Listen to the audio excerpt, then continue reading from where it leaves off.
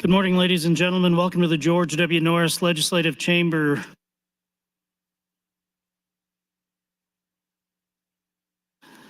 For the 49th day of the 108th Legislature second session, our chaplain for the day is Senator Lauren Lippincott. Please rise.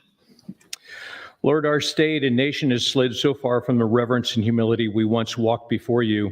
Now the words of Isaiah ring true for us. Woe to those who call evil good and good evil, who put darkness for light and light for darkness, who put bitter for sweet and sweet for bitter. Woe to those who are wise in their own eyes and clever in their own sight. Instead, let us be as John the Baptist said, he must become greater, I must become less.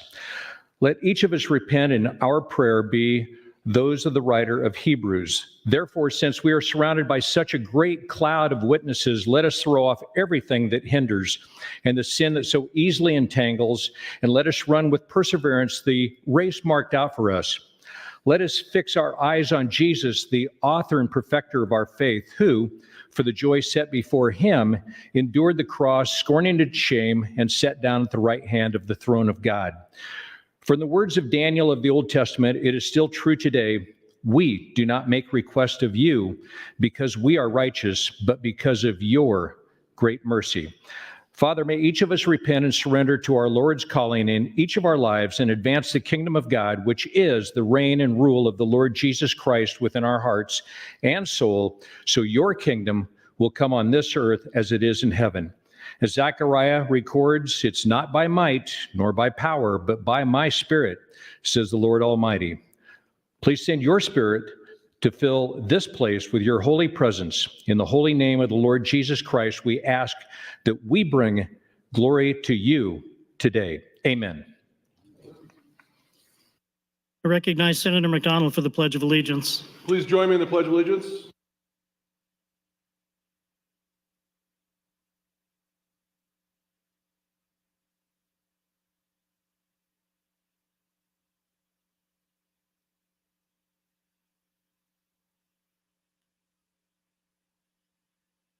Thank you. I call to order the 49th day of the 108th Legislature second session. Senators, please record your presence. Roll call.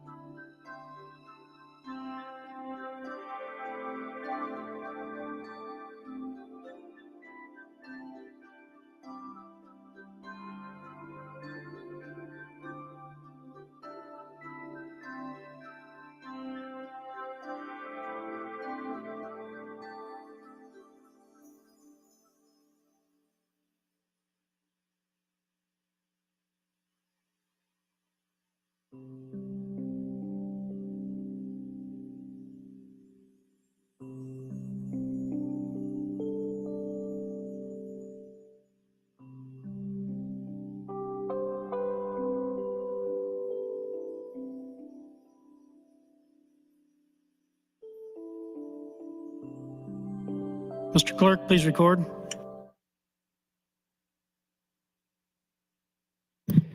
There is a quorum present, Mr. President. Thank you, Mr. Clerk. Are there any corrections for the journal? I have no corrections. Thank you. Are there any messages, reports, or announcements? Yes, thank you, Mr. President. I have notice of hearing from the Natural Resources Committee. New bills, LB 484A by Senator Mosier. A bill for an act relating to appropriations to appropriate funds to aid in carrying out the provisions of Legislative Bill 484. LB 1301A by Senator DeKay. A bill for an act relating to appropriations to appropriate funds to aid in the carrying out of the provisions of Legislative Bill 1301. Legislative Bill 1023A by Senator Von Gilleren. A bill for an act relating to appropriations to appropriate funds to in carrying out the provisions of Legislative Bill 1023. And Legislative Bill 164A by Senator McKinney. A bill for an act relating to appropriations to appropriate funds to aid in carrying out the provisions of Legislative Bill 164. I also have legislative resolution LR 337 introduced by Senator Hansen. It will be referred to the Executive Board. Legislative resolution 338 by Senator Reapy. It will also be referred to the Executive Board. Legislative resolution 339 by Senator McKinney. It will be referred to the Executive Board, as well as LR 340 by Senator McKinney, which will also be referred to the Executive Board, and Legislative Resolution 341 by Senator McKinney. It will be referred to the Executive Board. That's all I have, Mr. President. Thank you, Mr. Clerk. Senator Aguilar has approximately 30 guests in the north balcony from the Nebraska Music Education Association. Please rise and be welcomed by your Nebraska Legislature.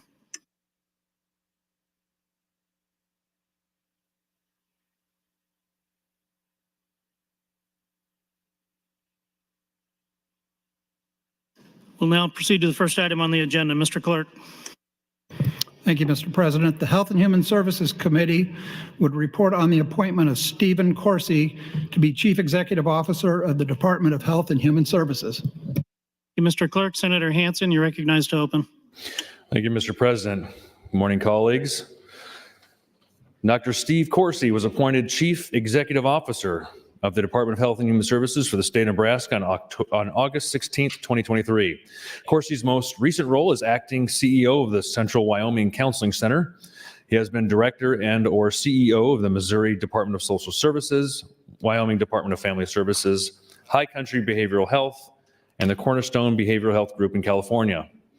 In 2019, Corsi became president CEO of Volunteers America Western Washington, where he significantly recruited and retained the workforce, expanding early childhood offerings, and grew the organization's revenue from $17.2 million to $115 million during his nearly 4 years of tenure. Corsi earned both his bachelor's and master's degree from California Baptist University in psychology and counseling psychology, respectively. He received a doctor of psychology and clinical psychology from Alliant International University, San Diego. The Health and Human Services Committee advanced the appointment of Dr. Corsi on March 7th, and I respectfully ask for the body to confirm the appointment. Thank you, Mr. President. Thank you, Senator Hansen. Turning to the queue, Senator Michaela Cavanaugh, you recognize. Thank you, Mr. President. Good morning, colleagues. I rise in opposition to Dr. Corsi's appointment as the Director of Health and Human Services. You should all have received a binder this morning that my staff put together, kind of outlining the timeline of Mr. Corsi's career and hopefully highlighting for you some of the reasons that I am in opposition. On February 7th, the HHS committee held its confirmation hearing for Dr. Steve Corsi as the new CEO of DHHS. At that time, Senator Day asked Dr. Corsi about his relationship with Epiphany, the efficiency consultant that was awarded a no-bid $10 million contract in June of 2023. He had not disclosed that he had a prior relationship with the company in any of his publicly available materials, including DHHS bio given to the committee, his LinkedIn bio. He has yet to clarify what work he was doing for Epiphany at the time of his appointment to DHHS in September of last year. He resigned from Epiphany on September 7th and began his work for DHHS on September 11th. As it is our responsibility to vet any gubernatorial appointments, as the Department of Health and Human Services is the largest public service agency in the state, which touches the lives of almost every Nebraskan, especially the most vulnerable. It is important that the appointment of its leadership requires critical scrutiny to ensure smooth operation of the agencies. And that is why I have put together this information. Dr. Corsi has had a series of patterns found upon researching his background that demonstrates that he not only has deeper ties with Epiphany Associates, but also has had questionable judgment in his professional capacity. When he was working for the state of Wyoming, he also was working as a private consultant at Snowy Ridge Institute, a for-profit corporation, doing consulting and training. He was doing this as well with another member of his staff who was the named individual at this corporation. This position was never disclosed to the state of Nebraska. He also had Epiphany consulting with him there in Wyoming. And there was a controversy over the purchasing of a restraint chair for the Wyoming Boys School. He claimed publicly to have no knowledge of this purchase, though it was purchased early on in his tenure in this position. So if he had no knowledge of this purchase, it does lead to the concerning reality that he perhaps never visited the boys' school in his tenure as the director of that school. So either way, not something that I think is particularly wonderful. He continued on to the state of Missouri, where he very controversially publicly drew down 2 different salaries from 2 different state agencies. That was called into question, and he told the state that he would stop that, but he did not. He continued to draw 2 salaries. He also employed Epiphany while at the state of Missouri. Then he moved on to the American the Volunteers of America, Western Washington, where he was the president and CEO from 2019 to 2022, and Epiphany Associates contracted with the organization from 2019 to 2021. When he left, 1 minute. thank you, when he left the Volunteers of American Western Washington, that is when he joined Epiphany's employment. As you can see, there is clearly a theme between Dr. Coursey and Epiphany, and there is much more concerning information about Epiphany itself. But I would like to focus today, of course, on Dr. Coursey and his judgment. I have more to say, so I will be getting back in the queue. You all have a binder in front of you, again, put together by my amazing staff, Melissa Cantu, who also, it happens to be her last day. And I will go through the binder in a little bit more detail the next time that I am on the microphone, but it starts with a timeline of events of his employment.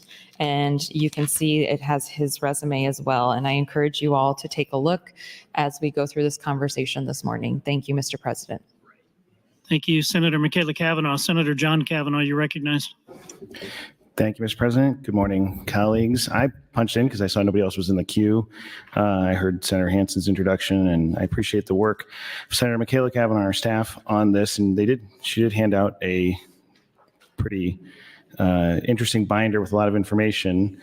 And I mostly punched in because I thought maybe other folks would talk, and people might, especially folks on the committee who decided to vote out Mr. Coursey, would stand up and explain in the context of all this information, which I know you were presented with much of it before your vote, because the press reported on your executive session where you discussed these concerns.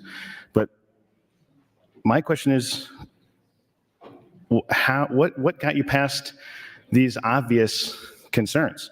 Just looking at this timeline that Senator Michaela Cavanaugh was laying out, March 11th, 2017, March 2011 to June 2017, Mr. Coursey was employed by Wyoming. August 14th, 2015, while he worked there, Epiphany Associates entered into a contract with Wyoming. June 2017 to May 2019, Mr. Coursey is employed by the Department of Missouri. February 2018, while he's employed there, gets double compensation. And then October 2017, Epiphany is hired by the state of Missouri.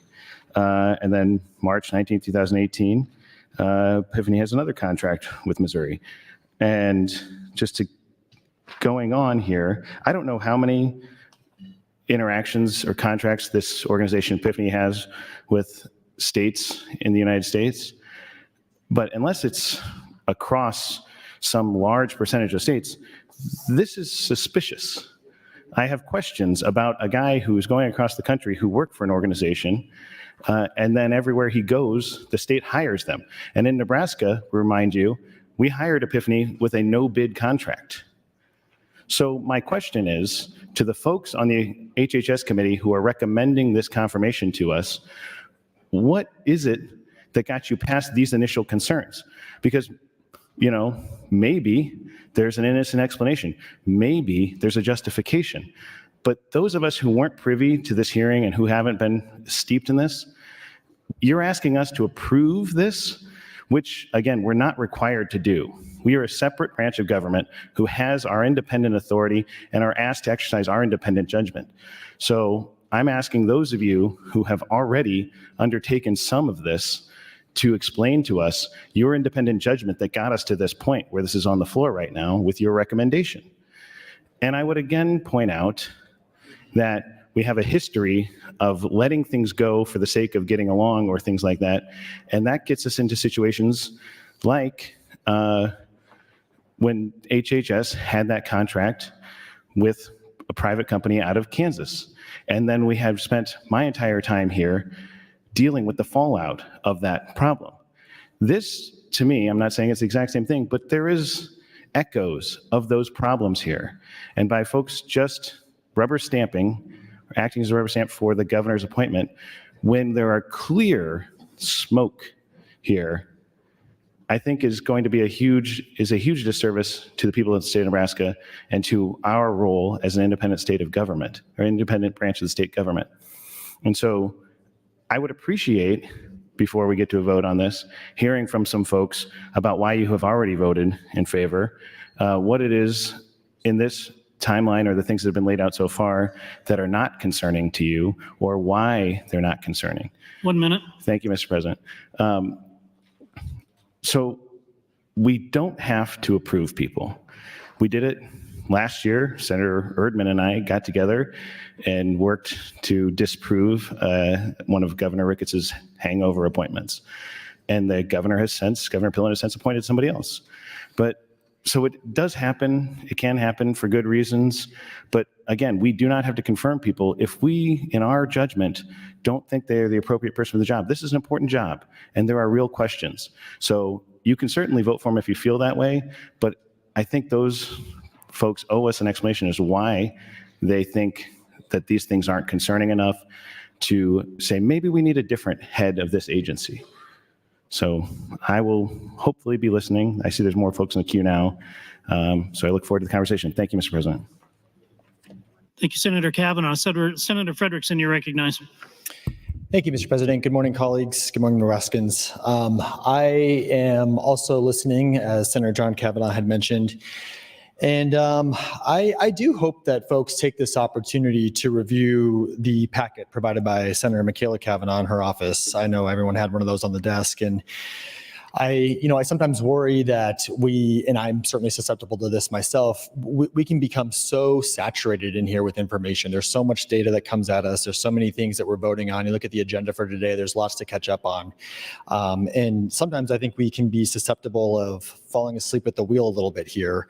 And I hope that that's not something that happens today with this. If you review the packet, there are a number of concerns that are brought up in here, a number of fiscal related concerns, a number of potential conflicts of interest. I'm certainly curious about the elimination of certain details on Dr. Corsi's CV or his resume, and why one might be looking to conceal that information. And as Senator Michaela Kavanaugh pointed out, the fact that what he was concealing was then given a $10 million state contract with no bids as well. So there's a lot of, I think, interesting things to be discussed here. And I think Senator John Kavanaugh had a lot of valid points. I am curious to hear from members of the committee who did vote to advance this nomination out of committee to the entire floor. I'm curious to hear from them about what got them past these concerns, because there certainly are a number of concerns. And I'm hoping that some of those members will either speak or perhaps come to the floor to talk about that, those votes and where they're standing on this. I will also say that I did have the opportunity to meet one-on-one with Dr. Corsi. I think he did that with a number of us, and I appreciate him taking the time to share his visions for the department and what his goals were and what he's hoping for the department.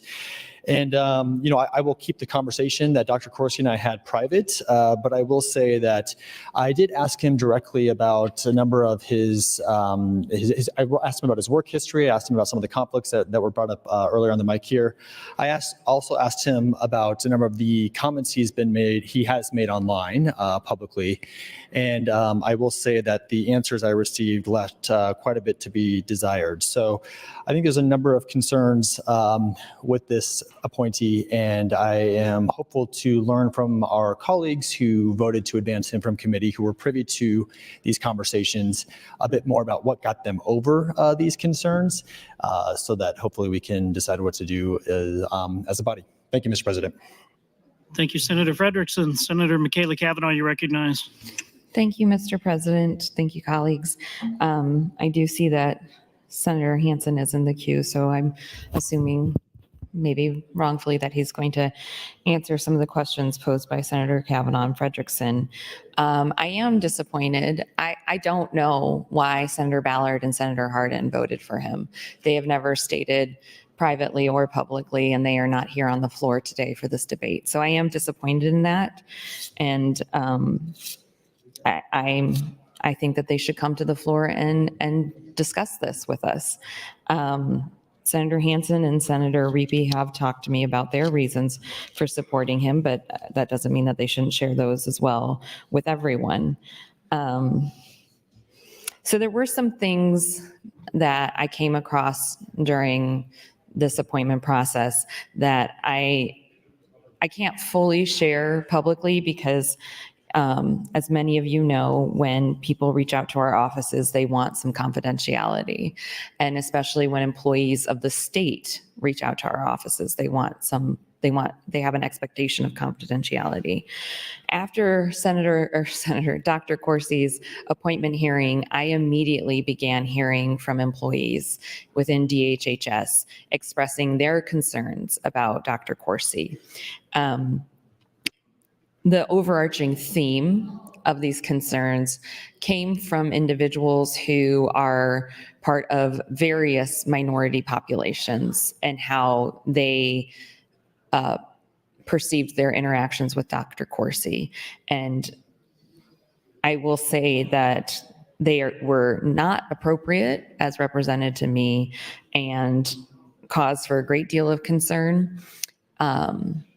And I think that is also reflected in the social media context that Dr. Corsi has shared previously.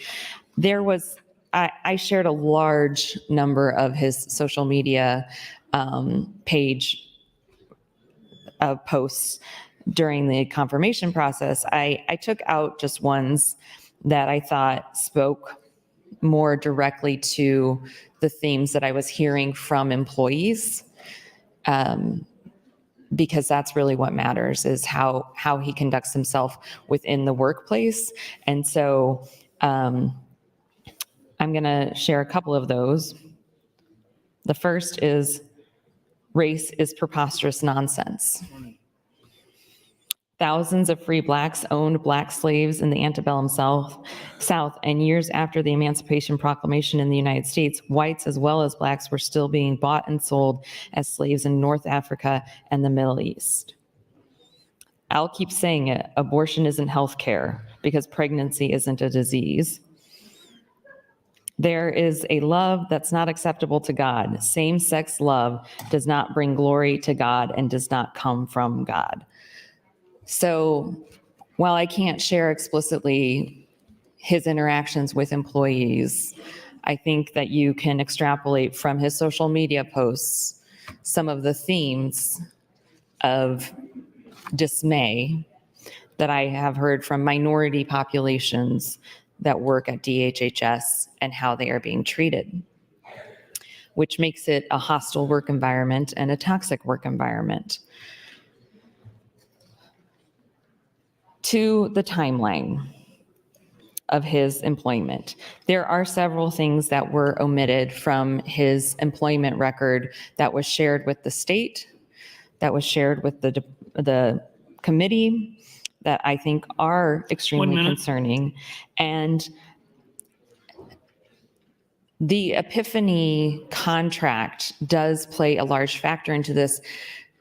Dr. Corsi worked with Epiphany in other states, and the contracts that they had in other states never rose above $20,000. And then this company employed him, got a $10 million no-bid contract, and a month later recommended him for this position. It just smells of impropriety. Whether it's okay or not, technically, it doesn't appear proper. And that needs to matter to us. We have been through a lot with this agency. We have had a lot of turmoil and scandal, and I would like us to avoid further turmoil and scandal for the people of Nebraska, for the employees, for the children and the populations that we served. Time. And thank you, Mr. President. Thank you, Senator Kavanaugh. Senator Hansen, you're recognized. Thank you, Mr. President. I appreciate the conversation that we're having here currently. I think this is a great way for us to flesh out concerns and issues that people might have about positions and appointments. And I think one such as this, as CEO of DHHS, is important for us to discuss and make sure we air out any concerns that people have. And I know Senator Michaela Kavanaugh has done a good job of and her staff of, looking at and trying to get answers to the questions that they have. I've done my best to express to her personally too about reasons why maybe I vote for certain, people and gubernatorial appointments. And one of the reasons I think I had a lot more clarity after the hearing of Senator Coursey and also personal discussions with him. I think he's been very good about being open and transparent to me, I feel, and other members of the committee. I think he's done a great job of open communication, which I think in a role such as his is sometimes difficult to find, and his ability to make sure his staff and himself are available when needed by the committee. And I think what he has done in his previous work, I think bodes well in his ability to run DHHS. Especially during the hearings, the answers I think that were the questions that were given to him and the answers that he gave, I think gave me much more confidence in his ability to do his job thoroughly. And I'm not discarding any concerns that some people might have about his past. That's for them to ask questions about and try to decide on what they want to do with that. But I do have full faith and confidence in Dr. Coursey and his ability to head this important division of our government. And just like Senator Kavanaugh did say, this is a rather large department where we typically tend to spend the most amount of money, have the most amount of agencies, the most amount of people and employees. And so this is an important role, and not one I take lightly on trying to make a decision about. I did have some concerns beforehand. Those have been alleviated by discussions with him personally, by his testimony during the hearing. And so I urge the body here to vote green on the confirmation of Dr. Coursey. And such as what Senator John Kavanaugh did say, we do have a right as a body. Granted, it's fairly rare to not vote for somebody and vote them down. However, I feel like this is not one of those instances. I think he will do a very good job like he has in the past. And I think it's up to us to give him that opportunity. So with that, I do encourage everyone to push the green button for the confirmation of Dr. Coursey. Thank you, Mr. President. Thank you, Senator Hansen. Senator DeBoer, you're recognized. Thank you, Mr. President. Good morning, colleagues. So in transportation, we had an appointment this year that members expressed concerns about some aspects of that appointment's past. And the committee decided to ask for more information from the appointee and to hold off on the confirmation report to the body until we had more information and frankly, some action. And the appointee completed the action, reported back to the committee, and there were answers, and then we reported the confirmation report out. I'm wondering if there was a similar process here. I'm troubled by some of the omissions in the CV. I'm a little concerned about some of the things I'm hearing about financials. I would like to say thank you to Dr. Coursey for meeting with me last summer. But I will say that when I see potentially troubling financial information, it does give me pause. Senator Hansen said that there were discussions that alleviated his initial concerns. I'm wondering if maybe he would elaborate on what it was that alleviated those concerns, because obviously the rest of us don't have the benefit of those conversations, and without that, the rest of us are still stuck with those concerns. So I'm wondering if maybe we could get a little more detail on what alleviated those concerns about some of those financial issues. That would, I think help a lot in this situation. In the meantime, I'm a little bit like Senator John Kavanaugh, where I'm faced with something that has a little bit of, somebody called it smoke, that makes it look like it might be a concern. And I would just like to know all of the pieces so I can feel comfortable about it as well. So I would appreciate if maybe we could have a little more detail on what alleviated concerns, especially for me about the financial issues. Yeah, that would be my request. Thank you, Mr. President. Thank you, Senator DeBoer. Senator Bostelman has guests in the south balcony, 37 fourth graders from St. Wenceslas Elementary in Wahoo. If you would rise and be welcomed by your Nebraska Legislature.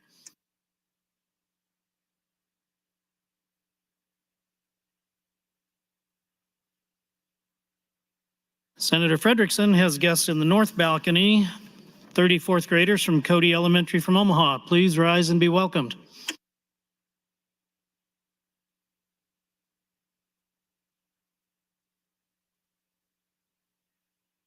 Turning back to the queue, Senator Riepe, you're recognized. Thank you, Mr. President. I thank Senator John Kavanaugh, along with Senator Michaela Kavanaugh, had a good point in terms of holding the, or at least inquiring as to the votes of those of us who serve on the Health and Human Services Committee. I am a member of that committee, and I think that I appreciate the background and research compiled by Senator Kavanaugh. I encouraged her to pursue this because I thought it was, as they would say in the restaurant business, the onion needed to be peeled back and see what we in fact have. The CEO position of DHHS is an incredibly important position in the state. This individual will be accountable, as pointed out, for over $3 billion. I did find Stephen Coursey, Dr. Coursey, to be a bright individual who seemed to have a good temperament and, best I could tell, a knowledge of the administrative accountability, and he did have or does have experience in particular that relates to what his accountability will be in the HHS. While concerned with Dr. Coursey will be influenced by his personal values, as we all are, I did in fact vote, and I think maybe I was this deciding vote, to move Dr. Coursey because I believe the governor deserves to have his team for which he will be accountable, hopefully in a positive outcome for the good state of Nebraska. That is why I voted. That's where I stand. Thank you. Thank you, Senator Riepe. Senator Michaela Cavanaugh, you're recognized, and this is your third time. Thank you, Mr. President. Senator Riepe and I oftentimes agree on things unexpectedly, and this is one of those times. I also believe that the governor should be able to appoint who they deem appropriate to these positions. But there is a reason for the confirmation process. And that reason is that we have a responsibility to look at the individuals and ensure that they will not cause harm to the state. And in this particular instance, I have concerns that this is going to lead to harm for the state. The Department of Health and Human Services has experienced a great deal of unrest in my time in the legislature, starting with the YRTCs, having the children, the youth that were at the girls' facility moved, shackled, in the middle of the night having an uprising because there was black mold in the facility, a lack of oversight. It's been one thing after another after another. At the same time that was happening at the YRTC, we were entering into a contract with St. Francis Ministries that was 60 or 40% less than the other bid, and it just turned into a financial nightmare. And we continually saw digging in from the administration. Now we're in a different administration and we have a different leader. But these patterns are rising to the surface again. And the concerns, the severe concerns that arose with the Reverend Bobby Smith, who was the head of St. Francis Ministries, who was the person that we engaged in that contract with way back when, the pattern is repeating itself in Dr. Coursey. The pattern of judgment, the drawing down of 2 state salaries, even after he was called out publicly, and he continued to do that. The fact that he worked for a private consulting for-profit company while he was the director in Wyoming. These are concerning things. The fact that the youth facility purchased a restraint chair that he claims to know nothing about, even though he was in charge of that facility. These are concerning patterns of behavior. The personal side of things, I only even bring up because I think that we should care about the employees of the state and how they feel about things. His personal beliefs, and I'm sorry because I have a great deal of respect for Senator Reapy, but you are a straight white man of a certain level in society. So he is going to engage with you in a certain way. And I know that Senator Reapy understands that, and it's not through anyone's fault, but the reality is that he has stated public opinions and his interactions with staff that have echoed those public opinions, and that is disturbing because we have a hard enough time keeping that workforce. And they are vital to the health and well-being of our entire state. So we need to take seriously that the person that is at the helm cares about how they make their employees feel. And from what has been expressed to me, he makes his employees feel like they are wrong in existence. That is a problem. That is a huge problem. That is an HR problem. Thank you. I have 1 minute? Yes, thank you. I encourage you all to go through here. The continued lack of judgment goes deep. And I can tell you, even though this is not about Epiphany today, there will be much more about Epiphany in the future. Dr. Coursey just started me down this road of looking into Epiphany.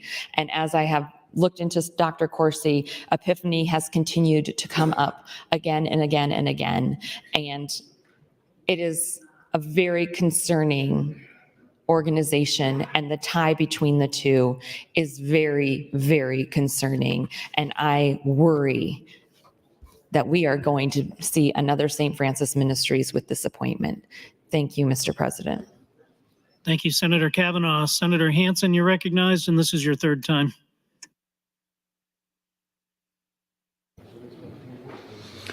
Thank you, Mr. President. I'll do my best to maybe address Senator Bohr, some of her questions.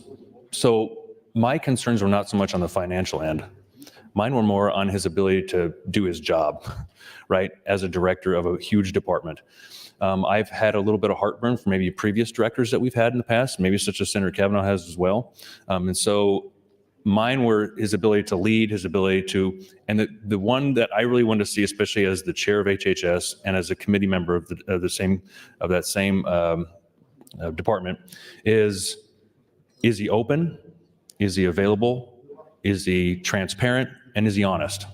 Like, I have these little check boxes I want to see happen, because the biggest thing that we typically see as a committee is we have a lot of questions that come in front of us because there's a lot of moving parts in DHHS, and we need access to not just Dr. Coursey, but also some of his staff to make sure we get our answers questioned before bills come in front of us, before we have bills on the floor, before hearings.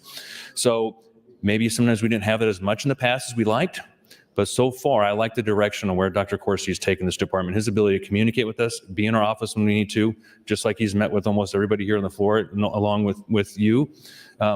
I think that's a little unprecedented. I don't think we've had too many department heads come and almost meet with every senator beforehand and extensively and make sure they get all their questions answered the best that they feel they can. So he checked off all those boxes, and that's what I was looking for. His ability to be, his ability to lead such a large department. And so far, I feel confident in his ability to do that. And I think we should, as a body, move it forward and give him a shot. I think he can do the job very well. So those are the concerns that I did have. So not so much in the financial end, or maybe not so much where Senator Michaela Cavanaugh had. A lot of those were relieved by the hearing, but is more his ability to lead this organization. So that's kind of where my questions and concerns were at beforehand. So thank you, Mr. President. Thank you, Senator Hansen. Senator John Kavanaugh, you're recognized. Thank you, Mr. President. I do appreciate Senator Hansen and Senator Riepe explaining their thinking on this. And I just wanted to, I punched my light when Senator Riepe said, talked about accountability. And Senator Riepe, I also respect you and in your perspective, and I appreciate your thought process on a lot of things. But what I would say is, yes, the governor, ultimately, if Mr. Corsi, if there's a problem there, if there is fire where there clearly is smoke, the governor will be accountable for that. But at the moment right now, this is where our accountability is, right? All of us voting, if you vote for him and there ends up being fire where there's smoke, we are also accountable. And far too many, we do have a lot of appointments, and there's a lot of things that happen that are more or less out of our control. And sometimes there's things we don't know about.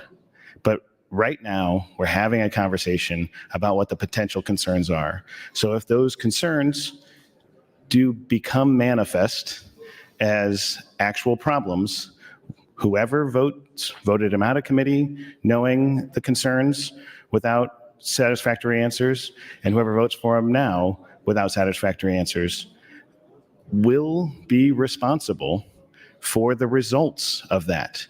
And as Senator Hansen correctly pointed out, we've had some troubling people at the helm of DHHS in recent years that have led to cost overruns, actual dangerous situations for the children in the system, and a lot of work, consternation, expenditure, and just danger in the services of the state, because a lot of people looked the other way. The St. Francis Ministries contract was obviously flawed, and everybody just thought, well, we really want it to be true, so let's go forward. So we were on notice that there was a problem there, or at least the state was. I wasn't in the legislature. Many of the folks here weren't in the legislature, but the state should have known that there was clearly a problem. But it wasn't raised to this level.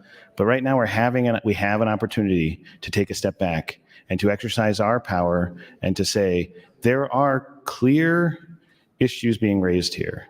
And to, again, go back to accountability, I just took a look at that article out of Wyoming about the restraint chairs.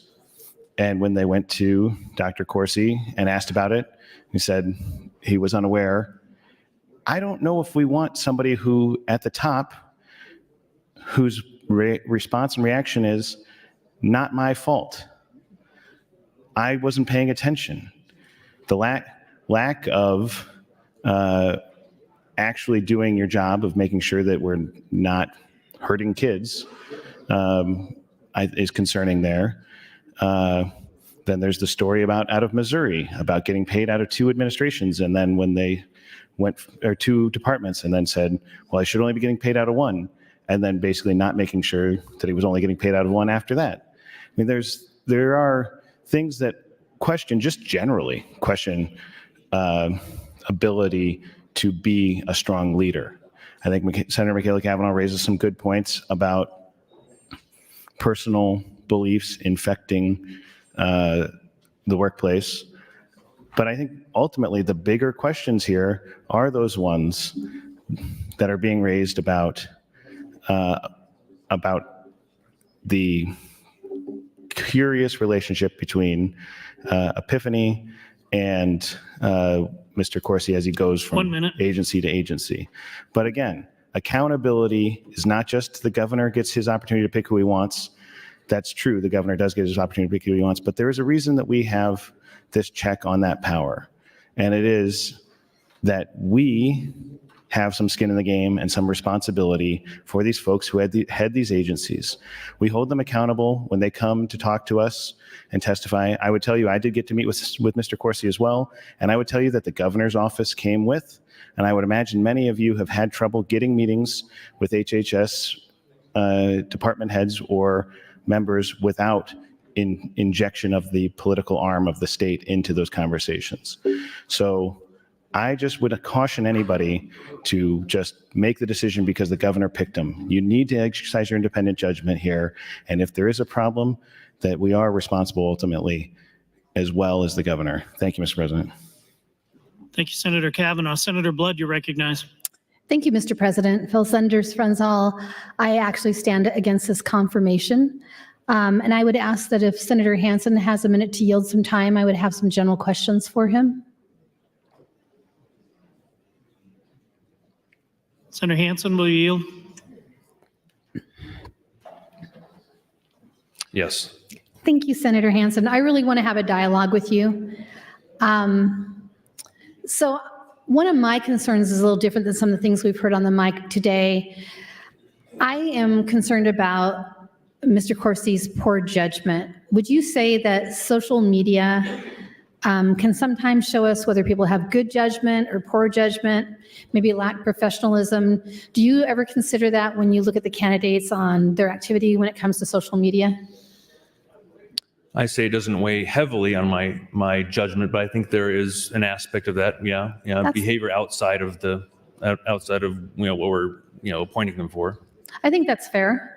What kind of things would you look for if indeed you were to look at somebody's social media? What kind of things would be red flags for you?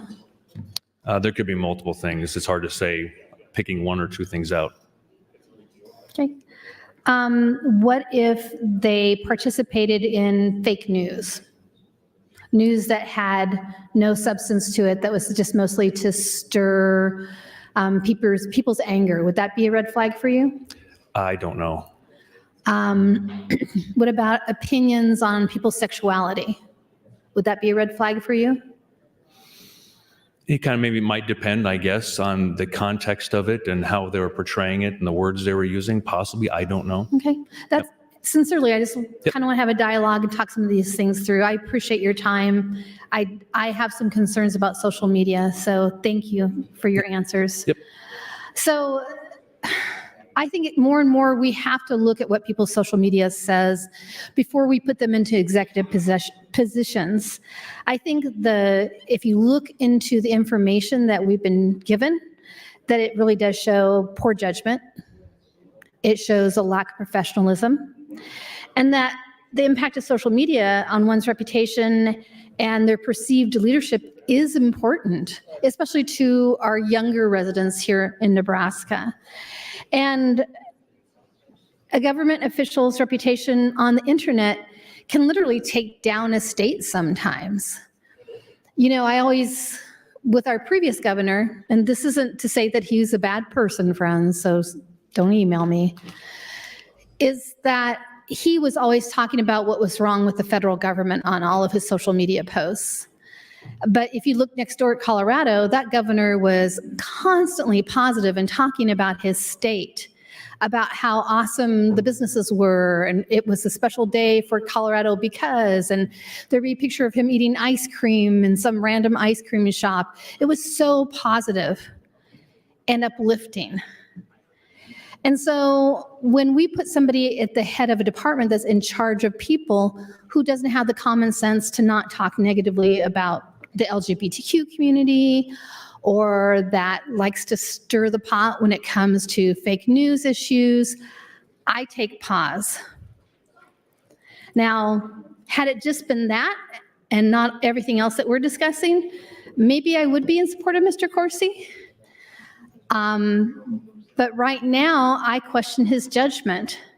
And so when it comes to HR issues, when it comes to people that maybe believe things different than he does, Do I feel confident that he will do the right things? Not necessarily, especially minute. based on how he juggled the different businesses and incomes. And to me, it appears that he tried to kind of keep it under wraps. So I don't know if he was forthright either. So I have grave concerns. I'm going to listen to what people have to share today. I may share some more time to Senator Kavanaugh so we can get more information, but I think it's sad there's not more people on the floor and that more people aren't going through these notebooks because they know how they're going to vote today. Because this is really important, friends. We've seen multiple people come and go in that department in the last 4 to 8 years. Let's make sure we get it right. Thank you, Mr. President. Thank you, Senator Blood. Senator Conrad, you're recognized. Thank you, Mr. President. Good morning, colleagues. I rise in opposition to this nomination. I want to thank the Health and Human Services Committee for sharing some of the information about the hearing process so that the full body has an opportunity to learn more about some of the important issues and deliberations in regards to this nomination.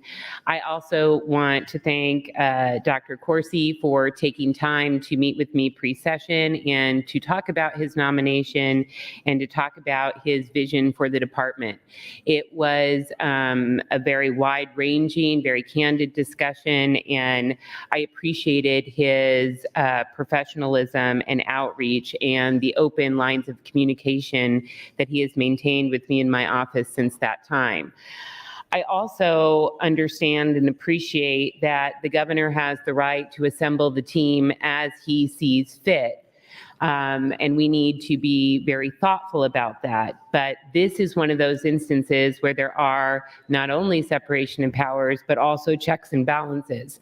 And the legislative oversight component, confirmation component is an important exercise thereof.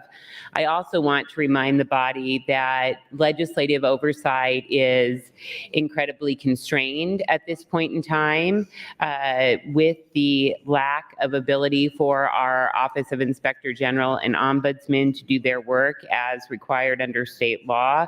There has been what I like to term a Mother May I MOU entered into to complete some of that work, but it remains to be seen whether or not that is efficient, effective, or working as intended.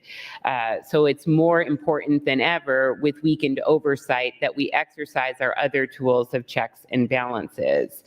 Additionally, Mr. President, I want to make sure to help the body maybe think through a lens that I've been thinking through since this appointment was announced.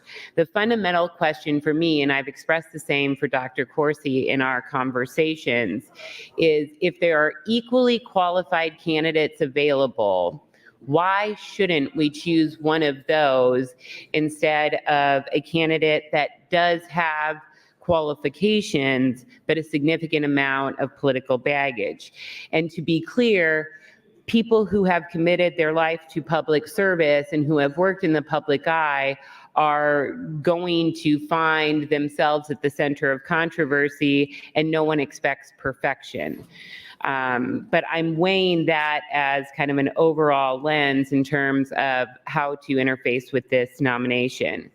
Additionally, Mr. President, and I'm really hoping members of the Health and Human Services Committee will go deeper on some of these issues that I raised to Director Coursey in our pre-session meeting, in addition to questions and concerns about his ability to lead a diverse department, a diverse set of employees on key issues impacting vulnerable Nebraskans.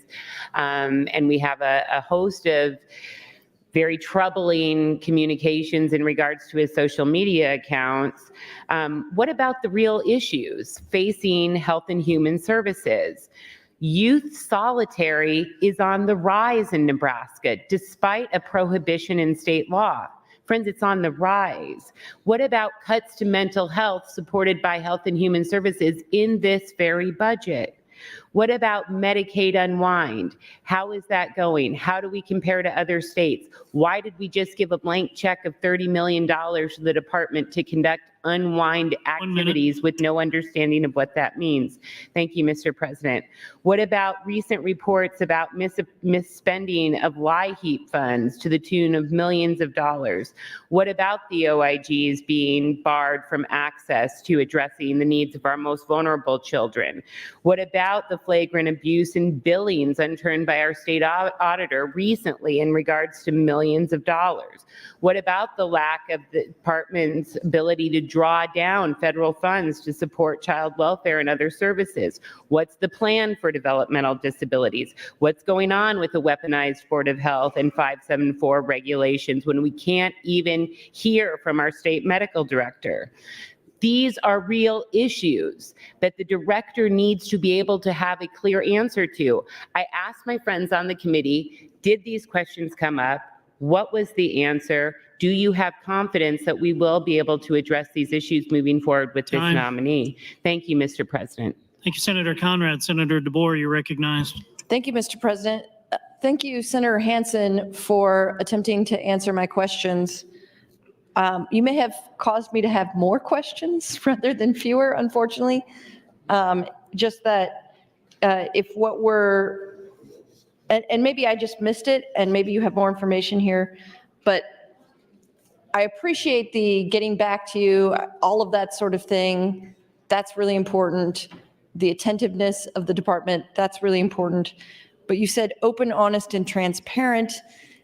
And I guess I still have concerns about open, honest, and transparent if I don't understand how that kind of works with omitting things from your CV and the idea of the restraint chairs, and some of that makes me concerned about open, honest, and transparent. So maybe Senator Hansen could speak to that. I'll actually yield you the time so that you can speak to those issues directly, why you would omit things from your CV, including the epiphany piece, and then the restraint chairs. So Senator Hansen, if you would like to address those questions, I'll yield you the remainder of my time. Senator Hansen, you're yielded 3 minutes and 41 seconds. Sure. Thank you, Mr. President. The curriculum vitae, from my understanding, was something that was left off.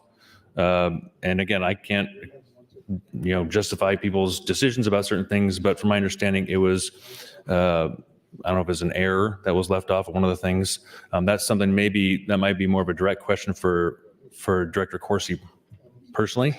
But in regards to the restraint chair, from my understanding, and this is the information I got, this had to do with actually the supervisor at the boys' home where the restraint chair was at. From my understanding, an employee underneath that supervisor, and this is from Wyoming, what they told us, an employee underneath the supervisor was the one who purchased the chair without the supervisor's permission. Ended up being in the facility, and then it started working its way back up until they found out about it. And by that time, he was already gone from that department. So from my understanding, from what they told me, this was not a decision that he made at all, or even the supervisor of the facility, but actually employee made without the supervisor's permission. So in regards to restraint chair, that's the information that I have gotten. Okay, that was one of the things that alleviated some of the concerns about that was brought up before. And again, that's the part about being open, transparent, honest, that I have to kind of believe that is the reasoning. I mean, unless I directly call up the boys' home itself, but this is from my understanding from them. So, so when I say, I'm sure a lot of people have things either they say or they do that other people may not agree with that might give them concern about a position such as this, and I understand that. I've looked into a lot of the past, a lot of history, and even some of the information that Senator Michaela Cavanaugh has provided, which has been helpful actually, because we want to make sure that we do vet each one of these department heads very thoroughly. And like I mentioned before, and sometimes, and not just DHHS, but other department CEOs or administrators, I have had heartburn about maybe what we've done in the past. And so I'm trying to be as thorough as I can and listen to everyone as much as I can, not just on my committee, but also on the floor, to make sure that we make the right decision. But so far, the information I've been given, the personal conversations I have had, how the hearing went, so far gives me full confidence in Dr. Coursey and his ability to head this department. So thank you for yielding the time. Thank you, Senator Hansen. Senator Vargas, you're recognized.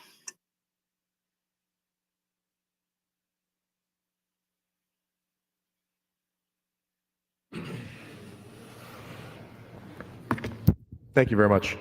Colleagues, I rise in opposition to the confirmation report, and this is going to be very kind of similar to Senator Conrad's words. It is within the discretion of the executive branch to identify and appoint their leadership and earn enough votes in the floor and on the floor. That's their prerogative. It's also our prerogative to make sure that the public has line of sight and transparency about the leadership that we elect, so that we can hold them accountable, both good and bad, to the predispositions of their leadership. We are not absolved of the things that we say or do, similar to being an elected official. Public appointed officials at this stature are also held accountable to those things. I could say I've had wonderful conversations with Director Coursey and really appreciate his openness to have a dialogue and talk about the issues and what he hopes to accomplish. We agree on a lot of things, which might surprise people. There's things we agree on in terms of the same way that we approach the budget process. We've agreed on trying to find savings where we can, trying to make sure we're reviewing the contracts and doing right by taxpayer dollars, making sure we're being really efficient with the dollars we are currently using within DHHS. I do agree with those things. I think there's a good way and a bad way of doing that kind of work in business in terms of audit accountability. So there's parts of that I agree with, and I think we should do a better job of making sure we're supporting the programs that we do that are the most effective, and I appreciate his intent on working on that. I've also been really frank with him that should he earn enough votes, it wouldn't necessarily be, I'm not supporting the confirmation, that he is responsible to being able to take this, being able to go through the scrutiny is part of the process. It's not personal. Although when there are social media remarks made against LGBTQ individuals or are critical of CDC guidelines, I think those are important transparency concerns that should be brought to the public. I do appreciate Senator Kavanaugh, Michaela Kavanaugh, and others making sure that this is basically educating the public on this, because this will be our director. It also means that we give them the responsibility and the accountability to putting aside these views or any views so that we are doing right by DHHS and all its programs and agencies without bias and without any prejudice. Unfortunately, again, social media and the things that we have seen are cause for concern for me. It's why I'm not supporting. But at the end of the day, that is our independent right as a legislature and is not separated from the fact that he could be both a nice person, a good person, and I can wholly disagree with some of his views that influence policy in DHHS. That has to be okay. That is the part of this. There are a lot more questions also in terms of how both contracts were awarded and the process with which he has been identified. I do have a lot of concerns on that have been brought up already.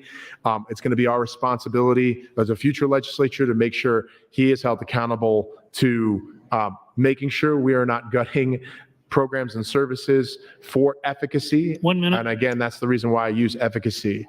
At the end of the day, I want to make sure that whoever is in this leadership position, I held the same standard to the previous CEOs and directors of these roles, which is we can disagree on policy, we can disagree, but it should not impact the work. And I'm concerned that some of these, some of the social media, some of the views can impact the work.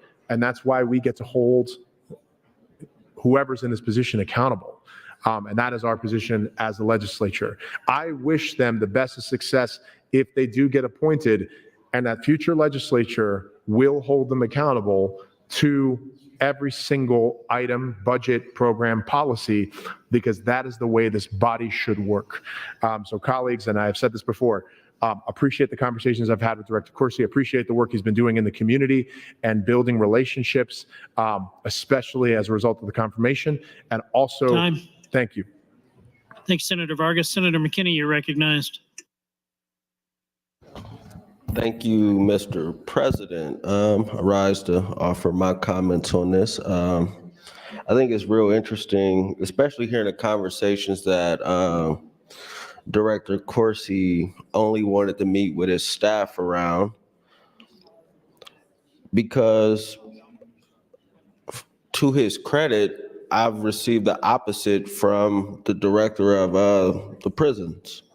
He's come by himself and we've been able to have very frank conversations. You know, we both got our opinions and we've been able to express those and have good dialogue with each other, but he didn't come with his staff. And I respected that, because I think that shows me that there is some level of intentionality to actually have a good conversation, and you're not just having people in the room to tell you not to say this or don't answer this or try to hold you back from expressing what you should and should not say, or get you not to say things you probably would say if they weren't around. So I thought that was really interesting that he wouldn't meet with certain senators without staff around.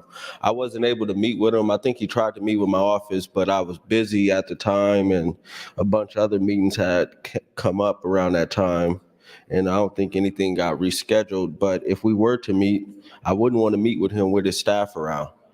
I would want the same courtesy the director of the prisons provided, and he came by himself. Not to say that I agree with everything that happens in the prisons, but at least he came by himself and opened himself up to, you know, a good conversation. And I think that's what all directors of these agencies should do, out of respect of senators, is respect us like they ask us to respect them. And if you can't come by yourself, that shows a lot about the individual, and it raises a lot of red flags if you can't come by yourself and have an honest conversation.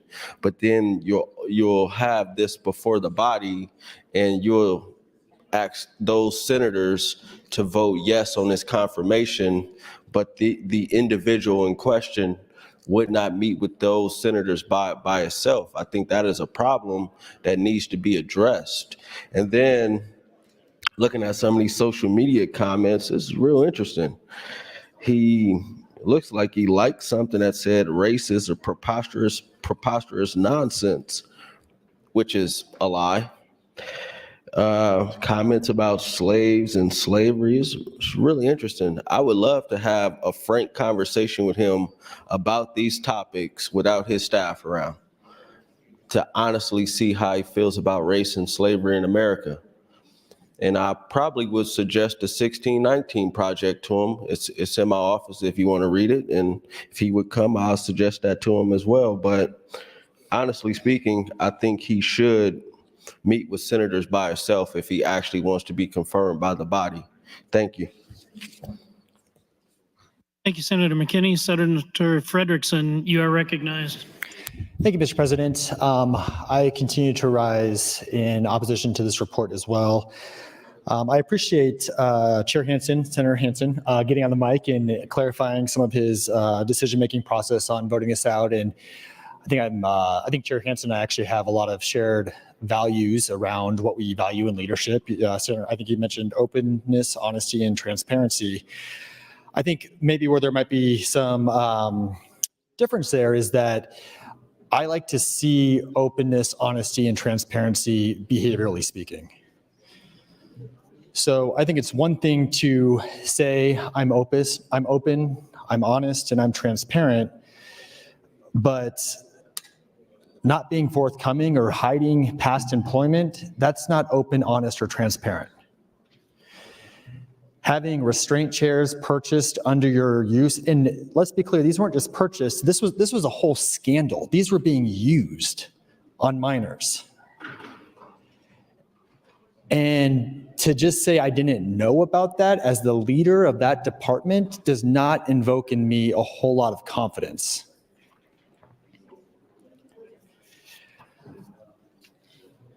We need to be serious about this. This is going to be the head of the largest code agency in the state of Nebraska.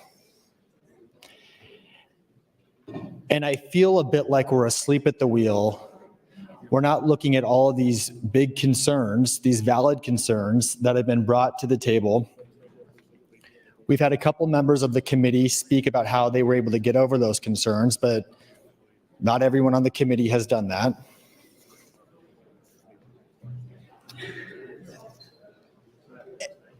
And I would ask all of you as colleagues to think hard about what type of behavior you hope to see in leadership. What qualities? What impulse control?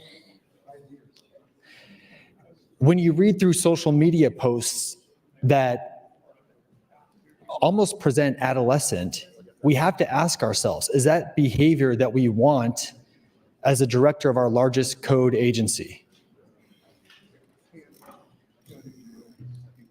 This is a very serious position.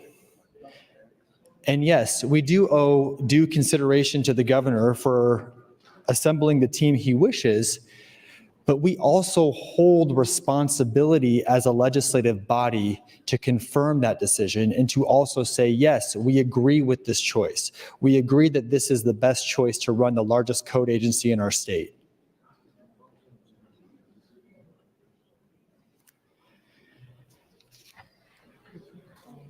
So yes, we do need someone who is open, honest, and transparent, but not just by self-report. We need someone who has a shown track record of openness, honesty, and transparency. And Dr. Corsi's track record, as evidenced by these very clear documents, there's FOIAs from multiple states where he's worked in this packet, does not fit that criteria. Thank you, Mr. President.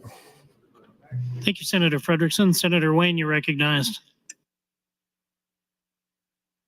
Thank you, Mr. President. Colleagues, you've never heard me really talk bad about HHS, primarily because I think that's the only organization, I don't know what you do to get a win there. So I've never really beat up on them. I think there's got to be a lot of changes structurally, but until I can offer better solutions, I just don't. But I will be a no on this, and I'll yield the rest of my time to Senator Michaela Cavanaugh. Senator Michaela Cavanaugh, you're yielded 4 minutes and 32 seconds. Thank you, Mr. President. Thank you, Senator Wayne. Senator Walz has a bill for that. It breaks up DHHS into smaller agencies, which apparently was the state of DHHS prior to 2008, maybe even more recent.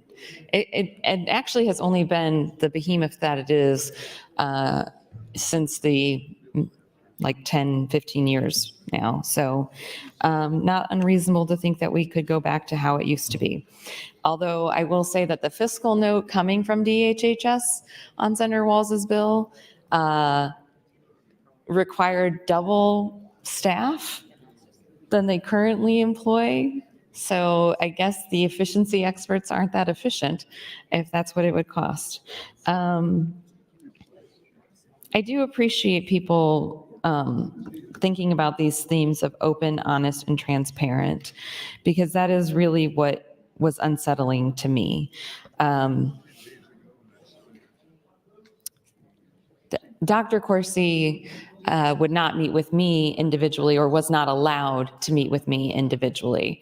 And clearly, the first thing I knew about him when he was appointed was his extensive what I would describe as offensive social media posts. And so I thought that it would probably be best if he and I could have an honest and open conversation about that behind closed doors, just the two of us. But that was not an option. That was not allowed. He wasn't allowed to just sit down and talk with me and address those concerns. So that is why the first time I ever talked to Dr. Coursey was at the public hearing. So we kind of started out on a not open and transparent footing. Then there came, which I was only made aware of about an hour prior to his confirmation hearing, that he had any relationship whatsoever with Epiphany. And since that time, it has become very clear that it's not only did he have a relationship with Epiphany, but he has had a long-standing, over many years and many jobs, relationship with Epiphany, in addition to being employed by them at the time that they recommended him to us.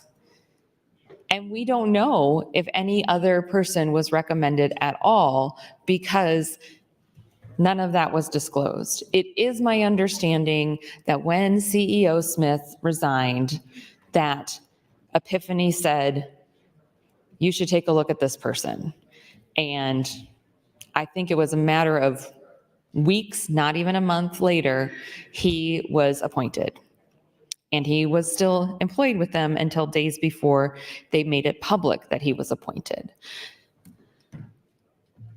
And none of that was ever disclosed.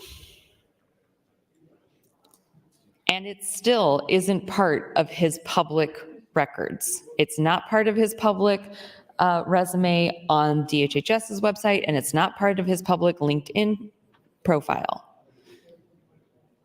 And transparency. 1 minute. He has locked his public Twitter account, or whatever it's X, I guess it's called now, so nobody can look at it unless he decides that you can look at it.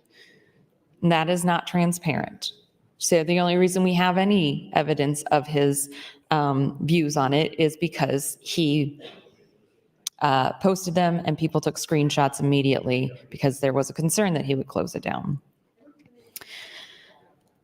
The restraint chair and the double payments and the working for a private for-profit corporation while he was working as the director of an agency should be serious concerns for this body. If you don't care about anything else, care about the money. Care about the money. Thank you, Mr. President. Thank you, Senator Kavanaugh. Senator Blood, you're recognized. Thank you, Mr. President. I would like to yield my time to Senator Michaela Kavanaugh. I would like to hear more about the social media posts. I was actually going to address that, but I think Senator Kavanaugh knows a little bit more about the issues that were discussed. Senator Michaela Kavanaugh, you're yielded 4 minutes and 40 seconds. Thank you, Mr. President. Thank you, Senator Blood.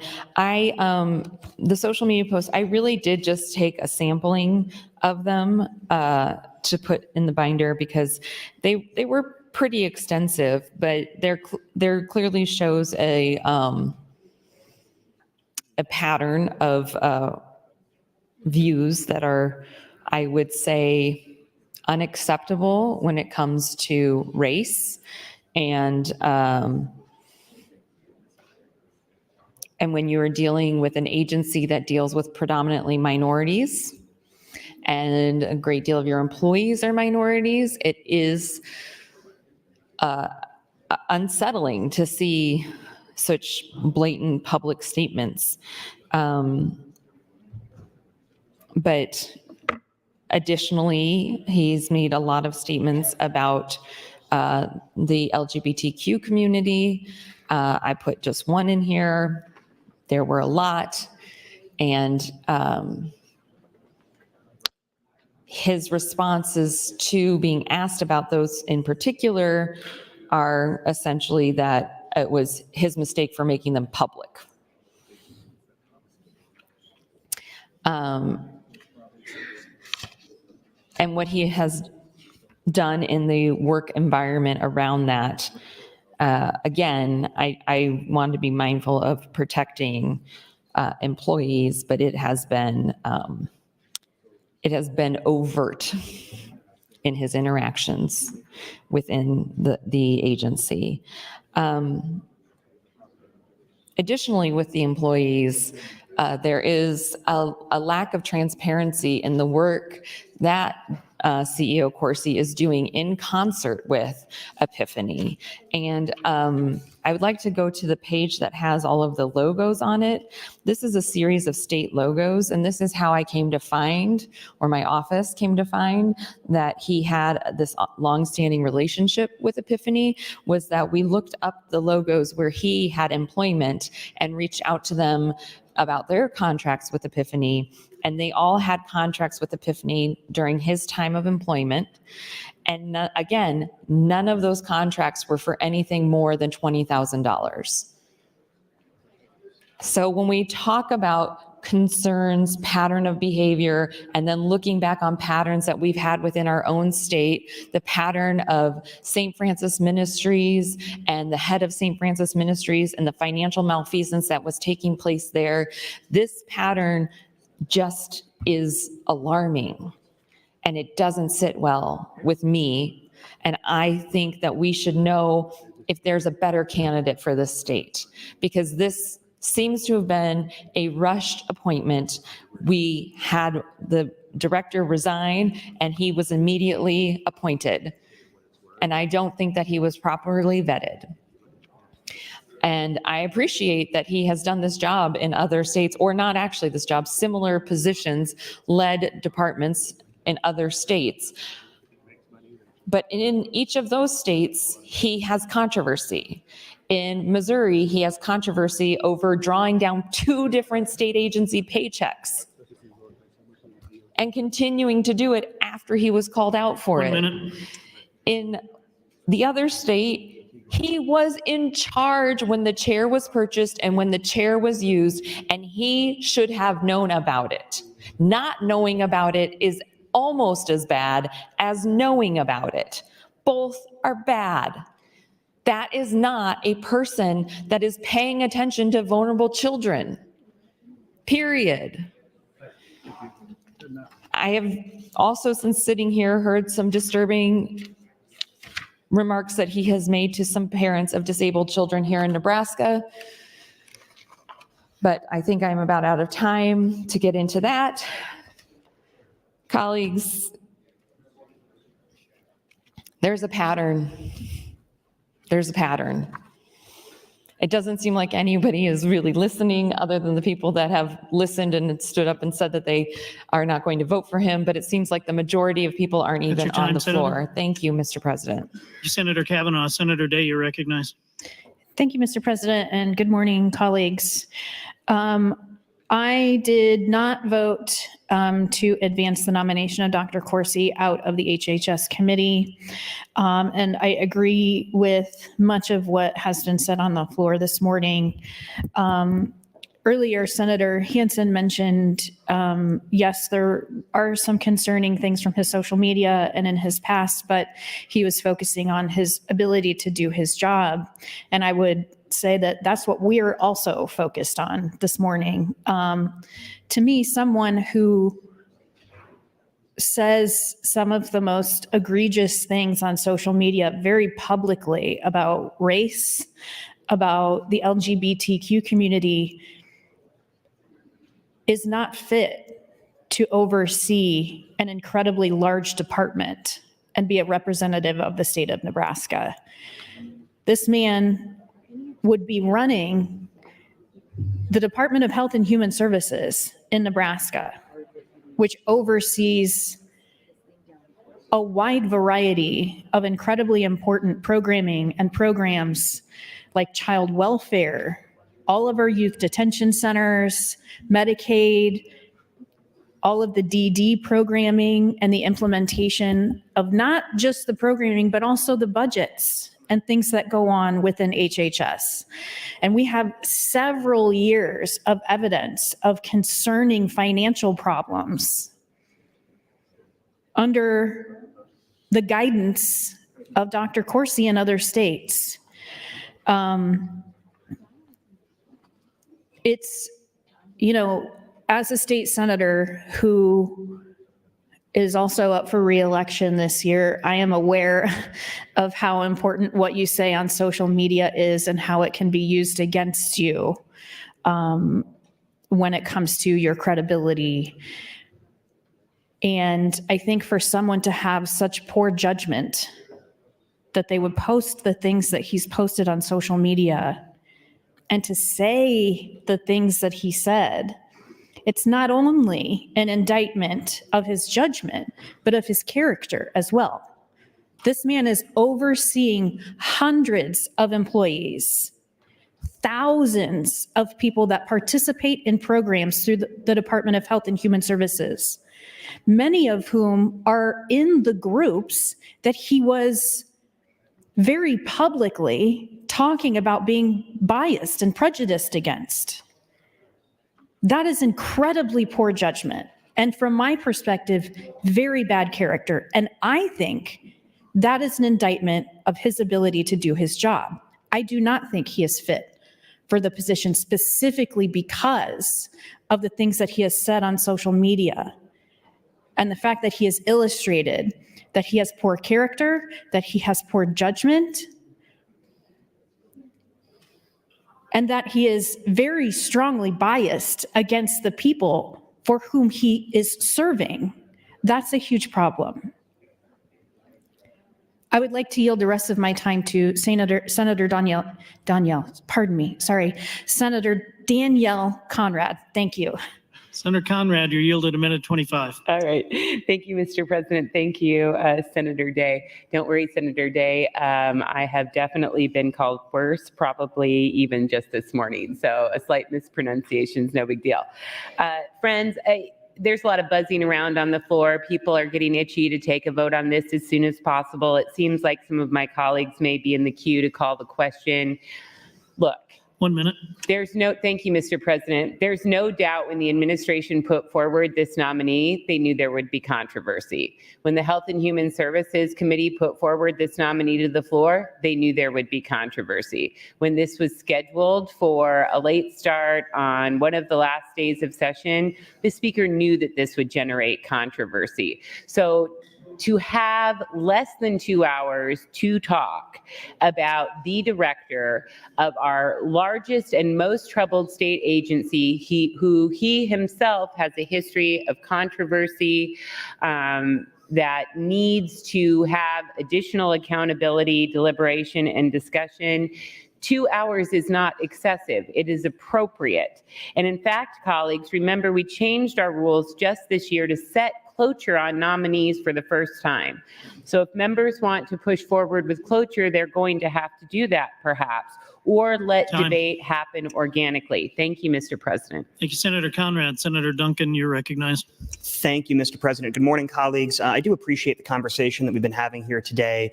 I would agree with my colleagues that this is a really important thing to discuss and that we shouldn't just, I think, treat confirmation reports as votes that should go quickly. And obviously, given the conversations that were started last year with a lot of the contentious legislation that was brought, these kind of subjects regarding HHS and then the numerous avenues that they're going to have an effect on the state are things worth discussing and debating. And I think that my colleagues have done a very good job of highlighting that.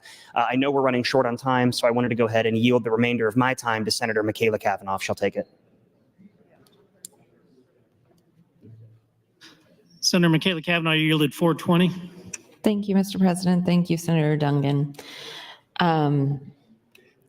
Yes, I agree. I am happy to see people have started engaging in the debate. I'm happy to see that Senator Ballard is in the queue as he's a member of the committee who voted for Dr. Corsi's nomination. And I think it's important to hear from committee members on these essential issues as to why you're in favor or not in favor of individuals. So I look forward to hearing Senator Ballard's reasonings in a few minutes because he did not share those with me in the committee. And so I would like to know why we're debating this gentleman today.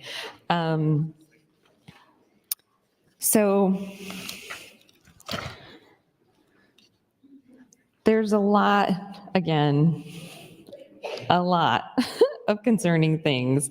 In this book, there's a article, DSS director still, the word still, being overpaid, despite his pledge to end a practice of accepting salary deposits from 2 departments.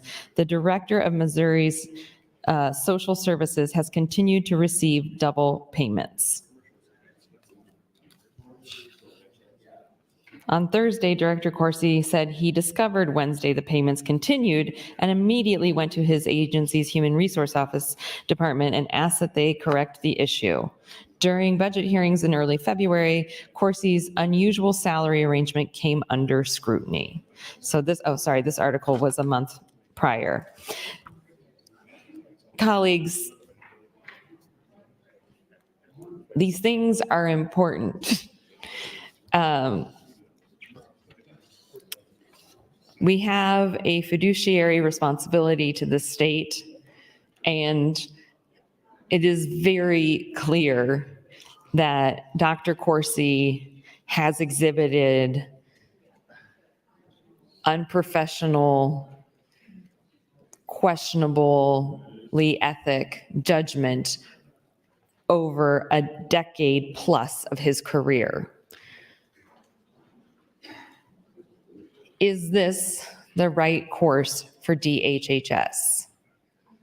As far as I have been made aware, there was no real vetting of this candidate beyond he was recommended by Kristen Cox. And he and Kristen Cox have enjoyed a long relationship following many states and many positions of employment. There was no vetting beyond that, as far as I can tell. Additionally, there is the questionable judgment of multiple salaries, working for a for-profit consulting company while a director at a state agency, and working with another agency employee in that role. 1 minute. Showing very poor judgment on both fronts.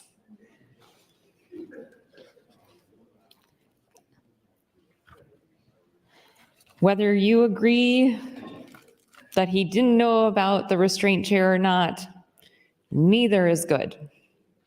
It is not good for the director of the children's welfare to not know about a restraint chair being purchased and utilized, and it is not good for him to know about the restraint chair being purchased, being utilized. It was a huge scandal. And claiming that you don't know about it is bad. We had a YRTC campus completely shut down because of lack of oversight of the facility. Completely shut down, shuttered its doors, sold on governmentproperties.com or something like that. People moved. Time. Thank you. Thank you, Senator Kavanaugh. Senator Urban, you're recognized. Question. Question has been called. Do I see 5 hands? I do. The question is, shall debate cease? All those in favor vote aye. All opposed vote nay.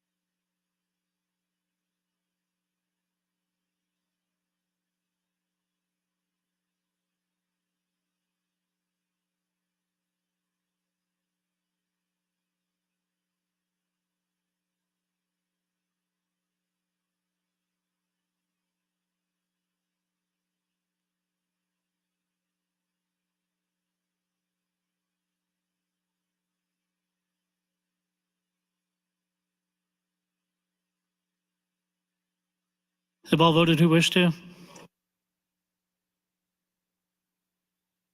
It's been a request to place the House under call. The question is, shall the House go under call? All those in favor vote aye. All opposed vote nay.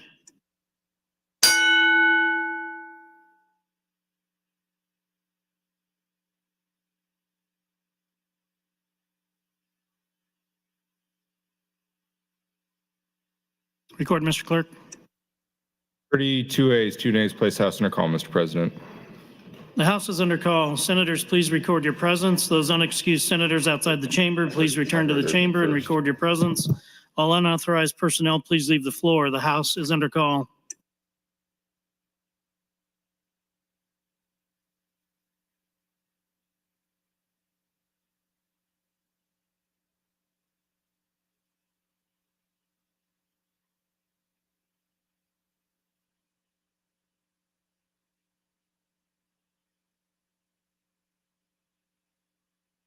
Senator Day, please return to the chamber. The House is under call.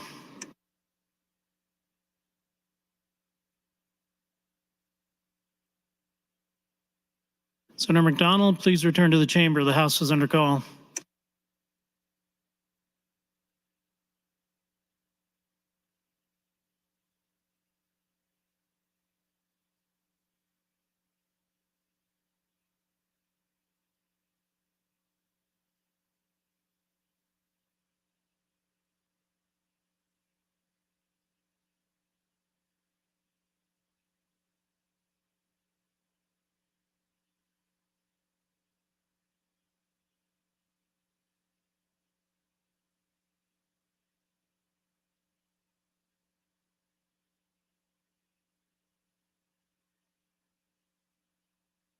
All unexcused members are now present. The question is, shall debate cease? All those in favor vote aye.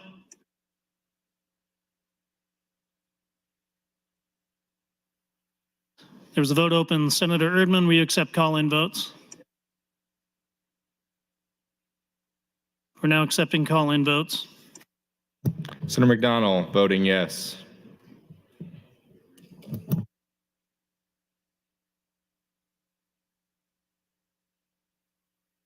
Mr. Clerk, record. 26 ayes, no nays to cease debate, Mr. President. Debate does cease. Senator Hansen, you recognized to close. Thank you, Mr. President. Like I mentioned before, I think it's important that we vet people in a position such as this in such an important role. And so I do appreciate a lot of the people who've gotten and spoken, given their concerns, asked questions, either for or against. And so I think that's very important that we do our due diligence as a legislative body and make sure that we, as Senator Reapy said, peel the onion back in the layers, which I feel like that we have done. So I would encourage everyone to vote green for the confirmation report of Dr. Coursey. Thank you, Mr. President. Thank you, Senator Hansen.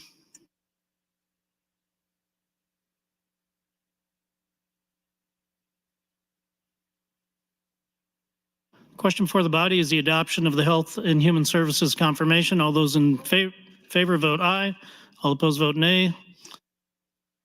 Roll call vote has been requested. Mr. Clerk. Senator Aguilar. Senator Albright. Voting yes. Senator Arch. Voting yes. Senator Armendariz. Voting yes. Senator Ballard. Voting yes. Senator Blood. Voting no. Senator Boston. Voting yes. Senator Bostar. Senator Bostelman. Voting yes. Senator Brandt. Senator Brewer. Voting yes. Senator John Kavanaugh. Not voting. Senator Michaela Kavanaugh. Not voting. Senator Clements. Voting yes. Senator Conrad. Voting no. Senator Day. Voting no. Senator DeBoer. Not voting. Senator DeKay. Voting yes. Senator Dorn. Voting yes. Senator Dover. Voting yes. Senator Dungan. Not voting. Senator Erdman. Voting yes. Senator Frederickson. Not voting. Senator Holleran.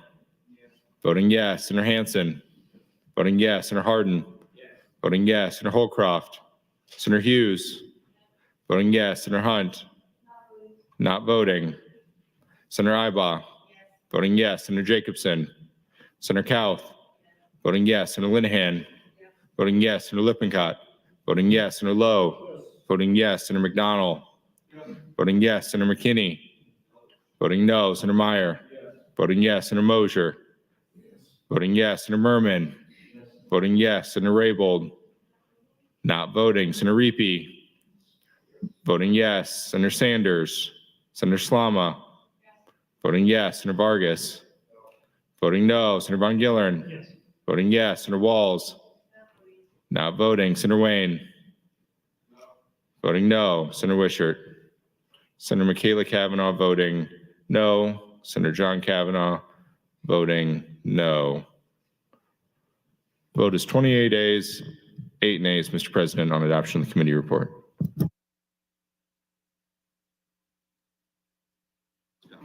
Committee report is adopted.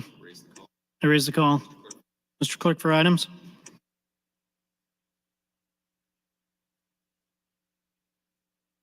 Thank you, Mr. President. Your Committee on Enrollment Review reports Legislative Bill 130 as correctly engrossed and placed on final reading, as well as LB 287 correctly engrossed and placed on final reading. Legislative Bill 644A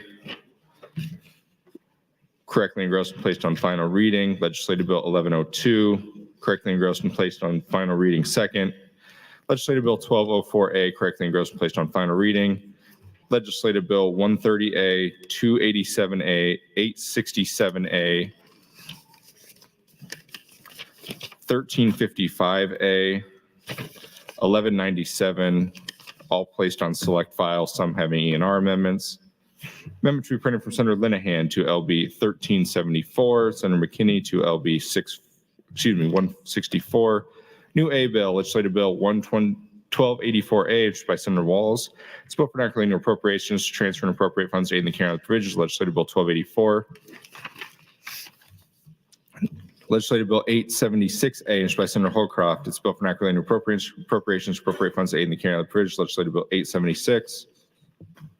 Legislative Bill 126A, introduced by Senator Day. It's a bill for non-relating appropriations to appropriate funds to aid in the carrying out of the provisions. Legislative Bill 126. New LRs, LR 342 from Senator Boston, that'll be referred to the Executive Board, as well as Legislative Resolution 343 from Senator Boston, that'll be laid over. Legislative Resolution 344, introduced by Senator Lowe, that will be referred to the Executive Board, as well as LR 345 from Senator Lowe, referred to the Executive Board. Senator DeBoer would offer LR 346 to be referred to the Executive Board.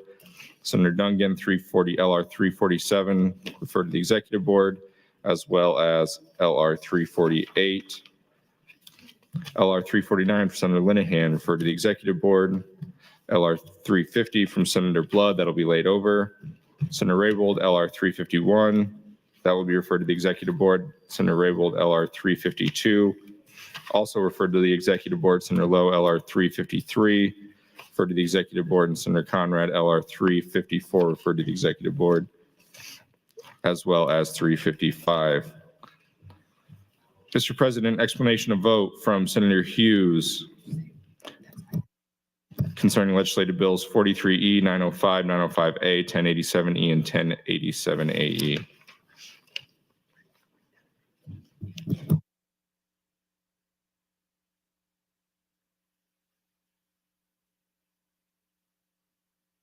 Motion to be printed from Senator Hunt concerning the confirmation report. Additionally, Senator Hunt would move to recess the body until 1:30 p.m., Mr. President. Question before the body is, shall we recess for lunch? All those in favor vote aye. Any opposed vote nay. We are in recess.